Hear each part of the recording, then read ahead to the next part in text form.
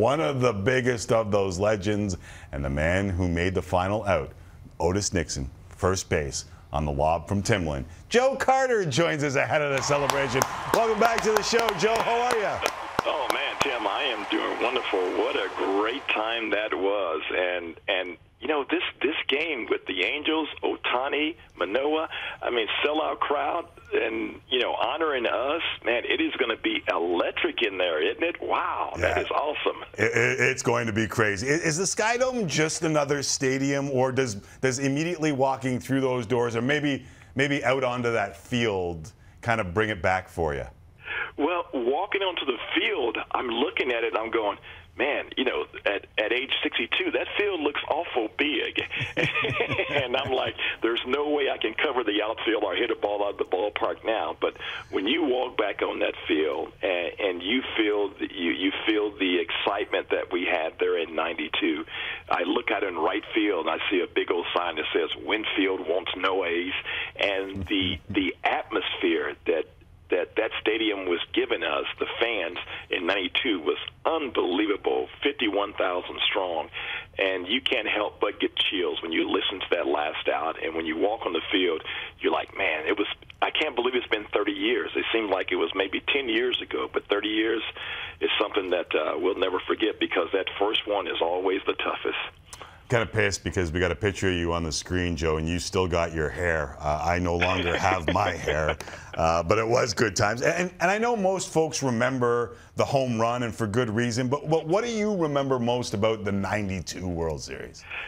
The thing I remember most about '92 was when Big Dave came over Winfield and how he brought the team together. The camaraderie was very good, but Dave was a presence in the clubhouse. And what I mean by that, because he was DHing, a lot of times we'd be in the field, and the pitchers, the guys who weren't playing, they'd be inside the clubhouse, kind of milling around and everything. It wouldn't be too many guys on the bench. But when Dave got there, it was like he would go in the clubhouse the first game, and he cleared the clubhouse out. And he made everybody get on the bench and said, hey, these guys are playing their butts off for you. When you're pitching, you get out there and root them on. And from that day forward, the tone was set that he had a presence that we'd never had, because we'd be in the field and they'd be in the clubhouse. So that was one of the biggest things, the contribution that he made, just being who he is. It was unbelievable. Dave is one of the names, and there is a great list of names that will be on hand on Saturday. Pat Borders, Dave Stieb, Mike Timlin, Todd Stottlemyre, and the ass that he offered up to the Philly mayor to kiss, Devon White, Dwayne Ward, Cito Gaston. Are you like, how long has it been since you've seen these boys? And you're talking about Big Dave's impact on that team. Like, how long has it been since you've seen these guys? Well, oh man, you know, Dave, I have not seen him probably about 3 or 4 years. I think we did maybe a 15-year reunion or a 20-year reunion. You know, I keep forgetting. I can't remember now. It's been such a long time, so I have not seen him. I've talked to him a few times, but haven't seen him. Todd's the same way. I've talked to him a couple of times, and if we talk to each other once or twice a year, that's pretty good. But the other guys, you know, because back and forth from Toronto, I see them. You know, Wardo, I see him a little bit. Devon White, we'll see him a little bit. Yeah, it'd be good just to, you know, get back to the guys around that team. Pat Borders with his 25 kids. That's going to be very exciting. So it's going to be a lot of fun just to see those guys once again. That's awesome. I was kind of like reliving the '92 World Series earlier today, kind of doing a little research here, and all 4 Jays wins come by 1 run. 1 run. Yeah, crazy. Did you think that Otis Nixon was going to bunt? I mean, you scored 2. You did. Yes, because me and Otis were roommates when we both played for Cleveland. Right. So on the road, you know, we had to room together, and so we call it the presidential suite, Carter and Nixon. So nice. We roomed together. So you know, first of all, Tim, I was thinking, what the heck am I doing at first base right. in a big game like this? You know, Olerud should have been over there. But when Timlin came in and I told Timlin, I said, be ready for the bunt because he will bunt. And when Timlin threw the first pitch for a strike and Otis couldn't catch up to it, I knew that he was going to be bunting because I knew that was his game. And I told Mike to be ready, and, man, he took his time, fielded the ball just like he do every day in PFP, and tossed it to me. And, I mean, it seemed like forever for the ball to get to me. But he made a great play, and, I mean, you know, there I go again, jumping up and down like a kangaroo, as my mom would say. A lot of fun. I understand why you're jumping up. I know you've been asked this before. I forget. What did you do with the ball? Well, I was very proud of myself because throughout the whole celebration, jumping in the pile, jumping on top of everybody jumping on me, I held onto that ball in my glove, and it stayed in my glove the whole time until we got through, and Mike Timlin found me, and he looked at me. He says, "Where's the ball?" I said, "I got it right here." He said, "Come on, man, that's my first save." I'm going like, okay. So I gave him the ball. So he has it enshrined in his house along with his uniform, his glove, his cleats, everything in the ball.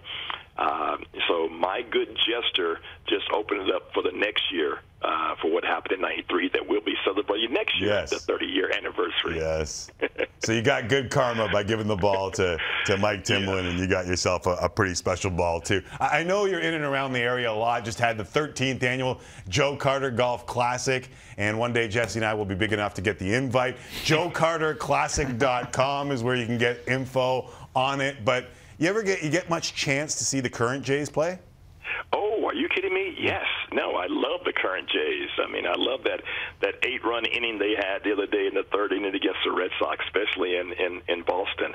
But no, I watch them quite a bit, and I look for the highlights with Bo Bichette and Vlad and Teoscar. No, Chapman's done a great job. So, no, I'm very aware of what they're doing, and I've been saying, the whole season that this is the year that it may be another flag flying north of the border because I think they have that good a team, and how they came about last year losing, by one game, not making the playoffs, and this year they know how important it is, and so hopefully us there we can kind of get some excitement into them once again and let them realize that, hey, you guys have a chance to put another World Series trophy up here just like we did. Yeah, I remember '92 well. Winfield asked for the noise, as you mentioned, right off the top. Those are like my prime years as a fan, 16, 17, 18 years old. And I was like, damn right, get these people off their ass. But it feels like it's changed a little. And Dave probably has a huge part in that. But like the 2015 playoffs were unbelievable. Like, does it feel like you guys kind of set a tone that has changed baseball in Canada? Because I think you might feel that on Saturday, Joe. Well, no, I feel that it went from a hockey town to a baseball town because you look at what happened in '92 by winning the World Series, and now all of a sudden you saw an influx of Canadians who are playing in Major League Baseball, and they look back and they say, hey, the '92 Jays with Dave Winfield and Devon White and all those guys, Dwayne Ward, that's what propelled them to play more baseball. They still played hockey, but they looked at baseball as an avenue, and so you started seeing more Canadians playing Major League Baseball, and that was great.